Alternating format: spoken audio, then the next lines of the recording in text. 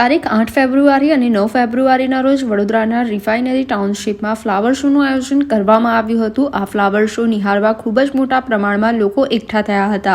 આ ફ્લાવર શોમાં લોકોનું મનોરંજન કરવામાં રિફાઇનરીના અધિકારીઓ દ્વારા જીવતા 6 જેટલા સસલા મૂકવામાં આવ્યા હતા।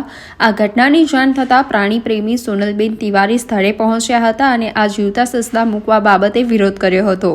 તેમણે જણાવ્યું હતું કે આટલી બધી ભીડ અને આટલી મોટી સંખ્યામાં એકઠા થયેલા લોકો વચ્ચે આ 6 જીવતા સસલાને મૂકવું એ સસલાઓના જીવન સાથે ખેલ બરાબર છે। મોટા ઘોંઘાટમાં આ સસલાઓને ખૂબ જ નુકસાન થશે। સોનલબેને તાત્કાલિક રિફાઇનરીના અધિકારીઓને સસલા હટાવવા જાણ કરતા અધિકારીઓ સ્થળે દોડી આવ્યા હતા અને સોનલબેનની માફી માંગી મેનેજમેન્ટ દ્વારા ભૂલ સ્વીકારી તાત્કાલિક આ 6 સસલાઓને ગ્રીન બેલ્ટ વિસ્તારમાં મૂક્યા હતા। રિફાઇનરી મેનેજમેન્ટ દ્વારા 6 સસલાઓની જાન જોખમમાં મૂકતા પ્રાણી પ્રેમી રોષે ભરાયા હતા। પ્રાણી પ્રેમી સોનલબેન દ્વારા પોલીસમાં ફરિયાદ કરવામાં આવી હતી।